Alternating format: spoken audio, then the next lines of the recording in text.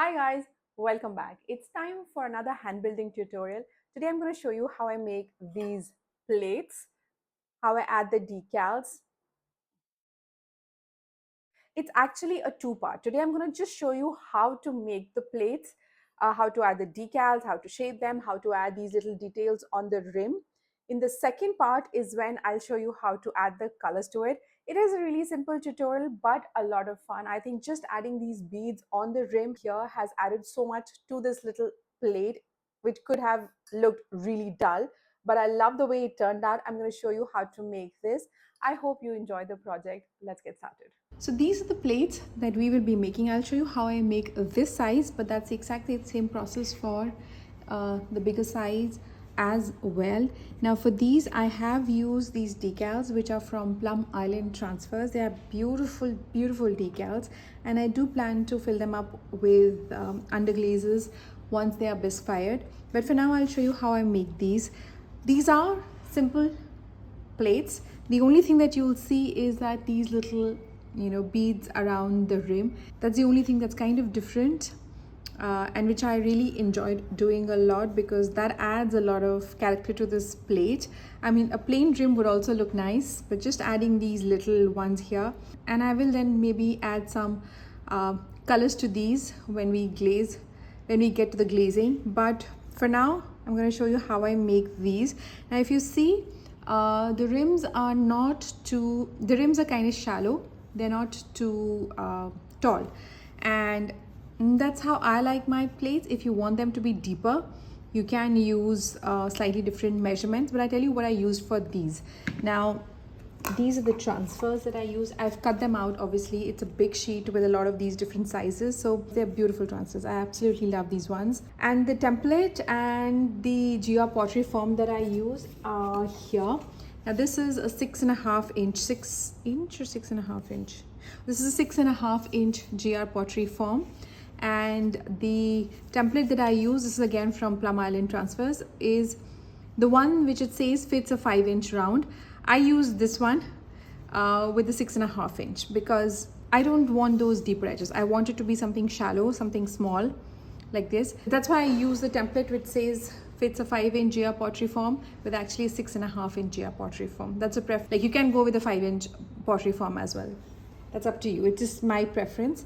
And how I decide what form to use is I'll cut out these decals, underglaze decals, and place them at the back here because I don't want the decals to be in the bend here, around the fold here, right? If you see all of them, they fit nicely inside in the base of the plate, and they're not really around the edges, like they're not here around the rims, and that's what I like and I prefer. That's why I kind of cut them out and see which one fits which size, because there are a couple of different sizes. Now this one was bigger, that's why it went on to a bigger plate. The smaller ones I use for smaller plates. Now here, if you see, this is just a thin layer of foam that I've added to the back because I don't like these, these edges here. When you press against these, you get this sharp edge, and I don't like those. And I bought these GR pottery forms around COVID when shipping wasn't as crazy as it is today. So I am using the same ones. I'm not buying the new ones because I have enough of these, and if you can just add this little bit of foam and use these to make the kind of plates that I want with the softer edge here, I don't mind it. I'm okay with that. So these are the ones that I use, and I'll show you how I make this in a minute. Here's our clay. This is rolled to 1/4 inch thickness. I am going to thin it down a tiny bit because it's a smaller plate. Just a few slabs on the board and we're good. Okay, then using my yellow Cheryl mud tool rib, quickly compress the slab. I will record the process of how I add color to these as well, but for now I'm just showing you how I make these. Okay, turn it around and compress. This is recycled clay, so you'll see a few bubbles and things, but it's good to use for. Okay, now that I've compressed it, I'm going to bring in the template. Oh, I can actually make two, maybe, might just be able to make two. Okay, anyways, I'm going to place this here and then using a needle tool, just cut across hold on to the template and cut it out. See, my clay is really soft as usual. Right, and now I'm going to keep this part on the side. Make sure it's nice and soft and mushy, because we need this to make those little beads that we've added there. Okay, and move this out of the way. I'm going to now move this onto a separate board. There you go, and bring in a banding wheel. Okay, now if you want, you can just quickly clean up the edges here, the rim. I like to do some of it right now and some I'll do later on as well, but I'm just with a damp sponge going around, cleaning it up a little bit, and also with the damp finger just pressing it, taking the edge off, which I like for my projects. Okay, once this is done, I'm going to try and lift this, turn it around, and do the same thing on the other side. Before that, I'm going to quickly add my signature. Okay, and do the same thing. Take the sponge and clean.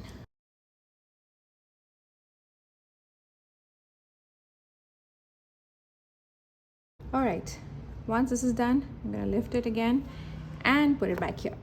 Okay, all right, now the next step is adding the transfer, the decal. Now, like I said, this is from Plum Island Transfers. You can use, there are a lot of different companies which have different kinds of transfers. I love this one, and I got this back, and I ordered this like a really long time back, months back, and I haven't just had the chance to use them. Anyway, so I'm trying to find the center a little bit, more or less, so that it doesn't come basically on that edge. I don't want to come on the edge, that's all. This is okay. Then I'm going to just lightly press this on, making sure it's stuck onto the clay. And then the trick with transfers, so simple. Take a rib, any soft rib, wipe it clean, make sure it's dry, doesn't have any clay crumbs, and it's absolutely dry. I use a dry one, and then I use this to just go over the transfer nicely. Okay, if there's clay which comes here, I just wipe it off on my apron. I don't use a damp sponge because I want no amount of moisture on the transfer, because what happens is if you add too much transfer, it'll start releasing the ink and it'll become a little blurry, and when you try to press them with a rib, it'll just become a big old mess. And there's no need to add any moisture to this at this point. First, make sure that you kind of burnish it nicely with your rib. Once you're happy that you've done enough of that, then if you want, you can go in with a nicely squeezed sponge and just dab, and then let it sit for some time. I usually will let it sit, I'm usually working on a series of these, so I'll make a bunch of these, add the transfers, and then start peeling them.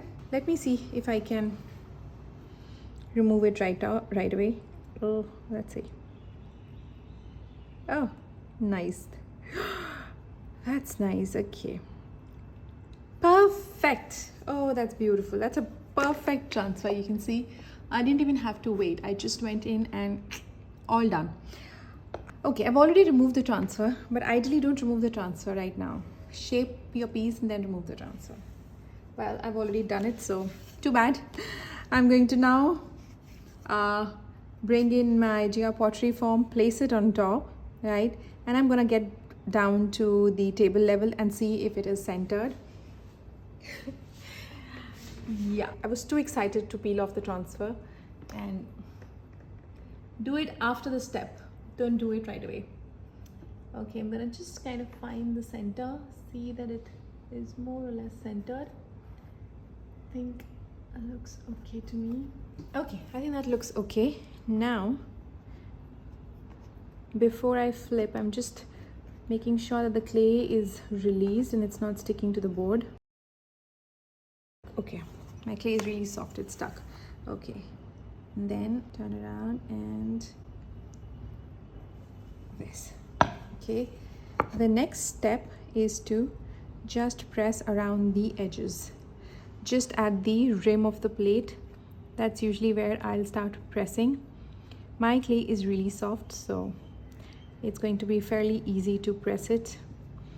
So just damp finger and press along the rim, not at the edge here, just along the rim here, trying to make sure that's conforming to the shape of the pottery form. And then I'll take my rib and go around, just making a little bit of that shape.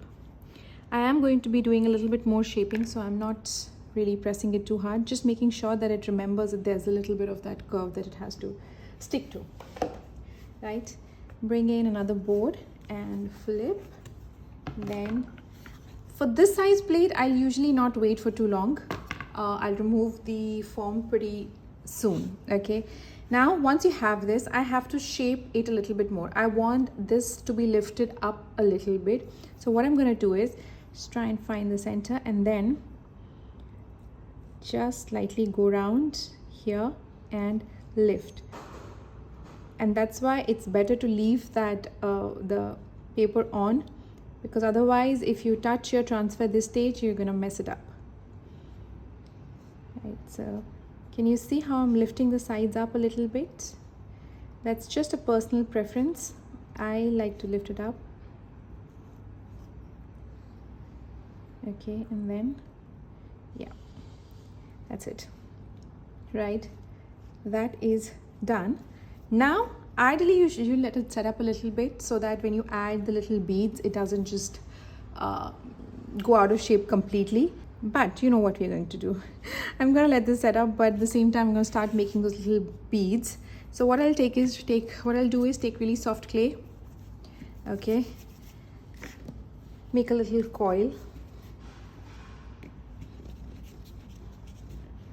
Okay, this is still too much. Doesn't have to be perfect, just a uniform coil, okay, more or less uniform, so that you can have more or less uniform little beads, balls, or whatever you want to call them, spheres. Okay, this looks okay to me. All right, now I'm going to just take this end off and then just make one cut first. See if this looks okay. This is the size you want. I think it's a bit too small. I want slightly bigger ones. You can see here, oh, it's a little too small. So I'm going to take slightly bigger chunk, make it into a ball. See how this looks? I think this works better. So yeah, kind of just eyeballing it and cutting across like this. I need 10 of these for this shape. So this is 1, 2, 3, 4, 5, and 7, 8, 9, 10. As you can see, I'm not being very precise with the way I cut them, just a ballpark. It's okay if, you know, some of the balls are slightly bigger or smaller. I mean, for me it's okay, but if you want them to be perfect, you can just, you know, be a little bit more precise about cutting. Okay, and then I just go in and make small balls, and this process goes really fast if your clay is soft.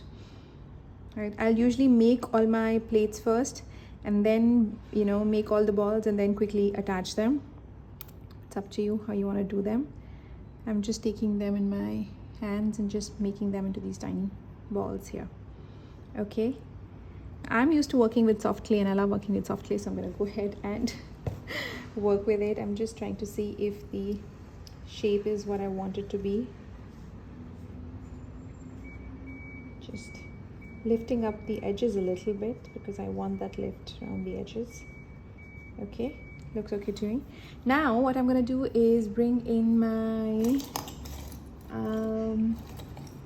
wire tip tool, this guy right here. Okay, dip it in water. My clay is soft, remember. Oopsie.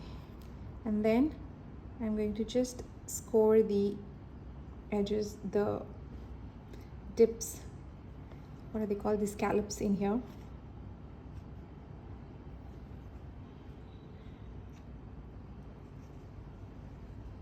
All right, okay, and the same thing, you can either quickly just add little bit of scoring and place them back up. Because they're soft, you can sometimes get away with the scoring also, without scoring as well, but I'm just being a little bit more cautious because not everyone works with soft clay, right? So I'm just scoring right there and putting them on. I'm just placing them there. I haven't really pressed them in.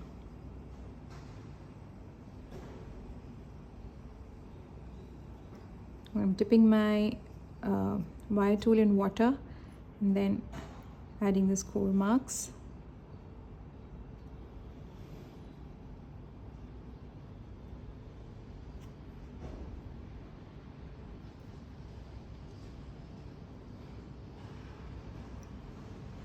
All right, added all the score marks and place them right here. Okay, now clean hands and you start just pressing them in. I'm just pressing it in like this, like, you know, kind of popping them in place, because there's a little bit of that space there, and these balls will just go and sit nicely in there. Okay, so just press, hold on to the side, from this side, from one side, and then press. And I'm supporting the other side from this and then pressing this in. So hold on to these and then press, hold on to these, press, hold on to these, press. Right, your balls will go a little bit out of shape. It's okay, doesn't matter. Okay, so once you do this, just make sure, just go over the outsides to make sure there's no excess slip there. Just cleaning it off from the outside first, and then I'll come back and do the inside. For the inside, I'm going to use my synthetic brush, and then here, so dip it in water, take the excess off and go around like this, taking care of the excess slip and just sealing that space between the little balls and the rim.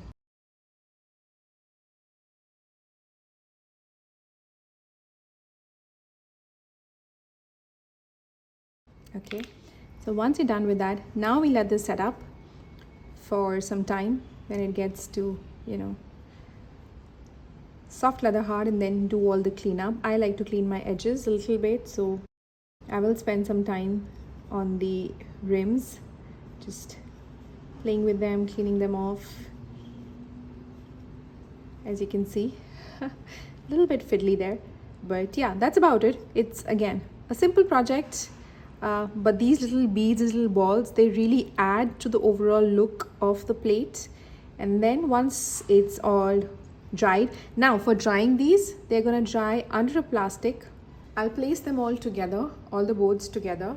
I'll put a sheet of plastic on them, not right away. Once they've set up a little bit, right now they're really sticky and really soft. I let them set up a little bit and then add plastic and then weigh them down with a jar of glaze. So I have these pint jars. I'm going to place one on each of them.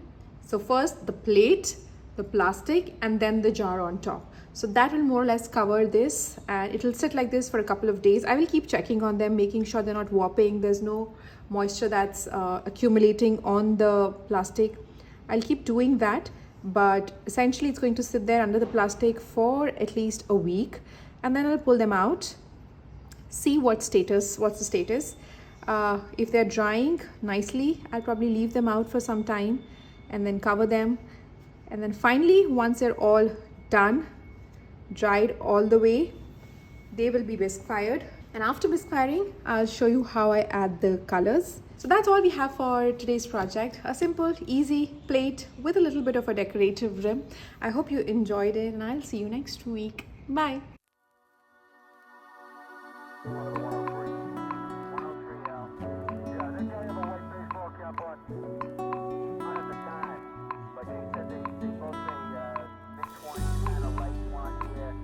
Brown, yeah, we got him on deck.